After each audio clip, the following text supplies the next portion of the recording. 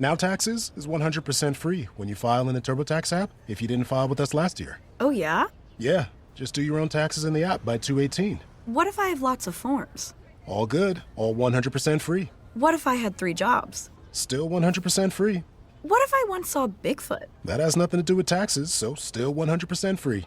Now that's what I'm talking about. Now this is Taxes. See if you qualify in the TurboTax app. Excludes TurboTax Live, must start and file in app by 2/18.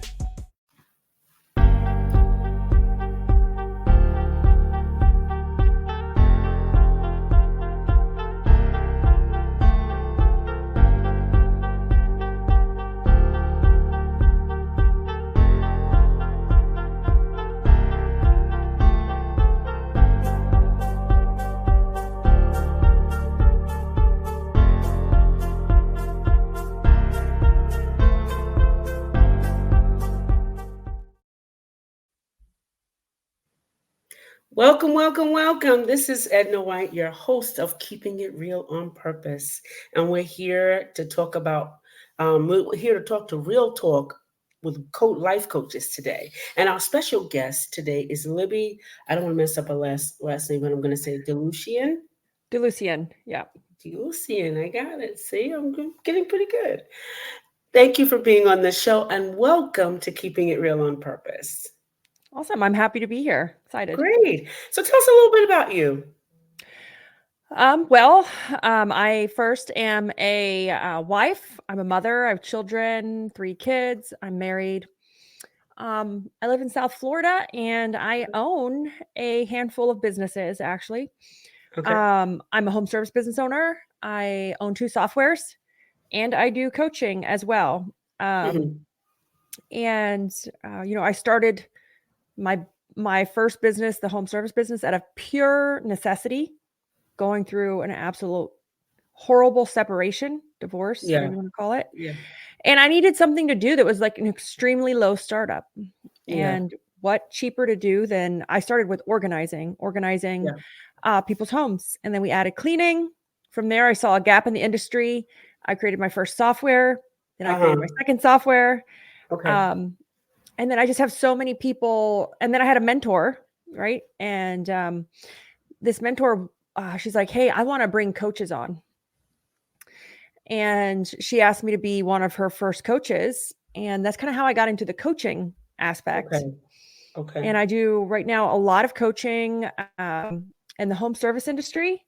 And it started with tactical coaching and it slowly evolved into more about life, like, hey, how am I balancing everything? How am I staying healthy? How am I keeping up with the business? How am I not letting it destroy me? Yeah. And it's evolved into that. And I'm going to ask you that question with 4 businesses, all those businesses going, how do you keep that balance? I know my audience is always asking about that question. How do we keep that balance? Like all this is going on and your mother and your wife, how do you do all that? Yeah. Well, first, it's not easy. Like, I'm not gonna lie. It's not easy. Not everyone is bred to do it. It's not easy and it takes practice. I think all of our failures that we go through along the journey are priming us. It's strength. It's like conditional training, that interval working out. It's priming us to prepare us for the bigger things if that's what we want to pursue. So it's not easy, but I have like a few main things. One is you cannot do all of it yourself. So you have to give up that idea of perfectionism. Yeah. And most women and mothers, we just need it our way. Like we're the only ones who can do it. So giving up the idea of perfectionism that I need help. You can't build this by yourself.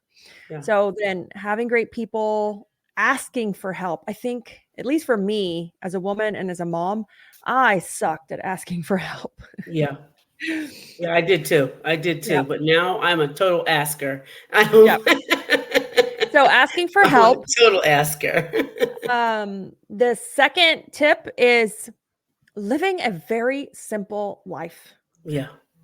Right. A minimalistic, low maintenance life. What do you mean by that? Good. Well, If I have to constantly live making like in business high risk decisions and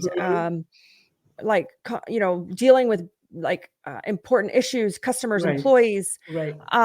I need to have a very minimalistic lifestyle, so I have less to manage on that side. Right. I love being minimal. I do love it. I am not for the bunch of things. I'm gonna tell you, I learned that to be minimalistic when I moved to China. Yeah, I learned 100%. that. I learned it. It was like really the first thing happened. I couldn't take everything with me. I had to take everything out of the suitcase that I had that was too heavy. So to take everything out. And then I was left with the things I had. Then when I got there, it wasn't what I thought it was going to be. And I had to minimize that. And I'm like, oh my goodness, this is like really, really confusing. Coming from a person from New York that loves clothes, loves a lot of everything, sometimes too much, and then coming to an area where I don't need all of that, and just coming to my true self there, which is great, you know? Well, if we think about our happiest times, our most memorable moments in life, Oh yeah, where do they happen at? yeah. With the let me see. For me, it was with the water and the dirt and making those mud pies. So when we It's think the about smallest things. very, very happy times in life, some of our most memorable, most of those happened while on vacation or Yeah. outside, like either in a hotel room or Mm-hmm. while traveling or while outside. It doesn't necessarily tie to an object. And during Right. those times, Makes sense. we didn't have certain things because those Mm-hmm. things are. I just did a live for my cleaning company, my cleaning and organizing. I just did a blog on this exact thing. Is that Right. if there's too much going on, our brain is competing over it's competing for attention over the clutter. Right. That makes sense. Yeah. Yes. Yeah. And Yeah. then my third tip is you got to have structure in your businesses. You got to have processes. It's got to be documented so you can hand it off. Yeah. So you have scalability and Mm-hmm. accountability.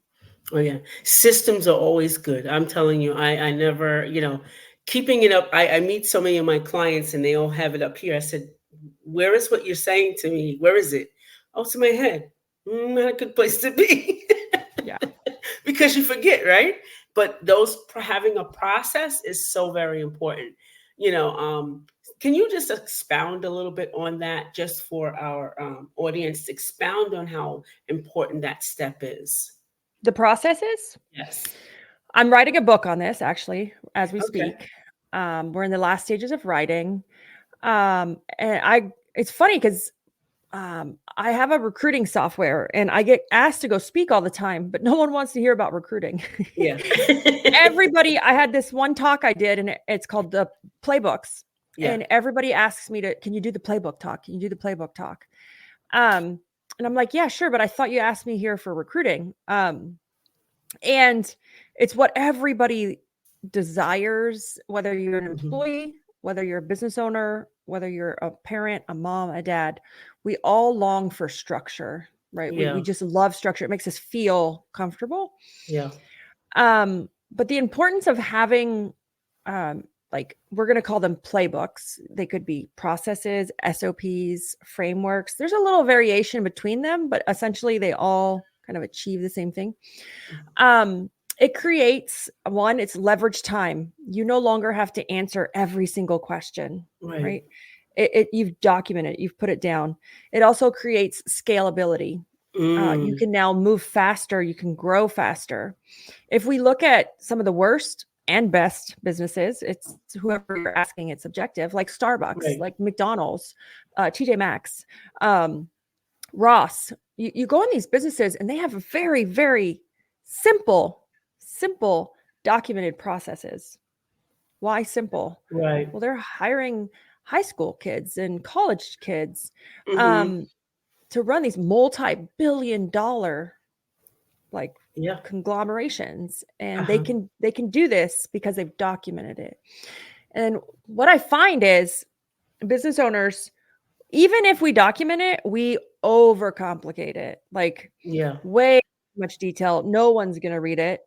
It's way too long.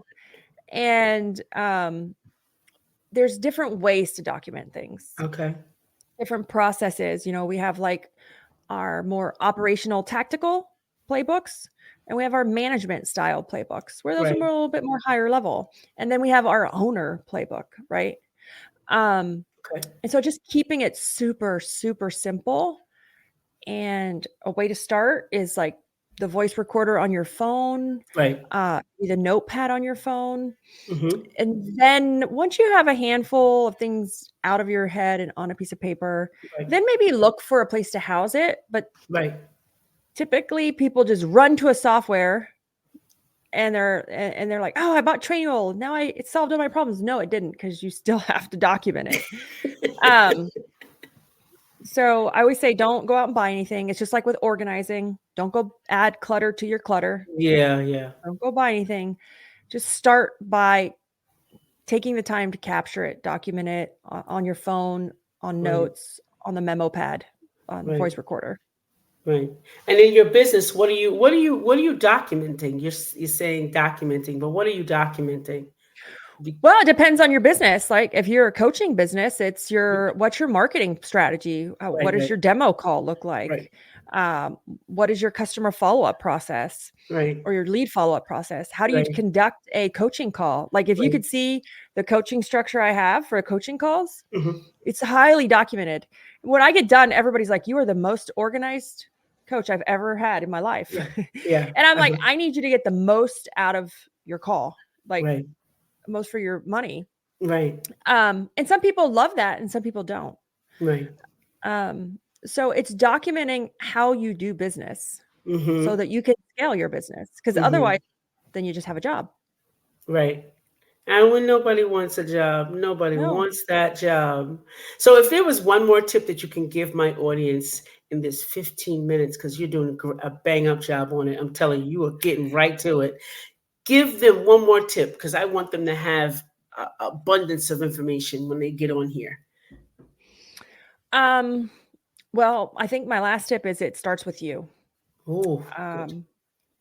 Why? We can't be a great mom, business owner, coach, nothing.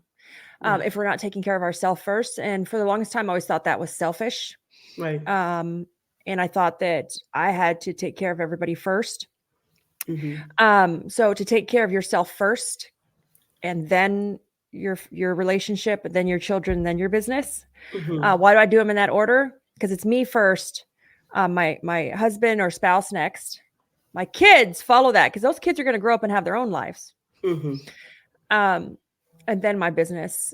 And, and until you're willing to take help as much as we are willing to give help, we're working twice as hard.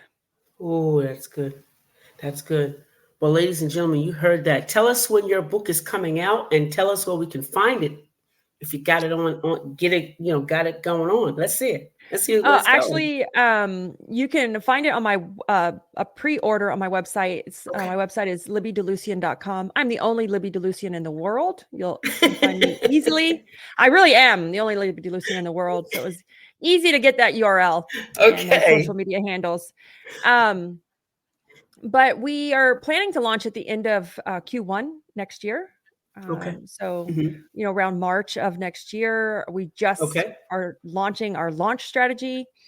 So if you follow me, you'll see some fun posts about it. It's an overwhelming and interesting process. Awesome. That is so super awesome. Well, we want to thank you, Libby, today for being here and giving us these strategies that I know that people are going to be downloading and getting all this great information to keep us on track and keep us well balanced. This is Edna White and my esteemed guest, Libby DeLucien, saying goodbye for now. Bye.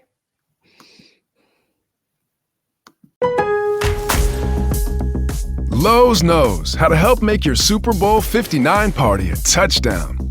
Let us help you prep your home to host with top brands like Charbroil, Blackstone, and LG, so you can be the MVP of game day.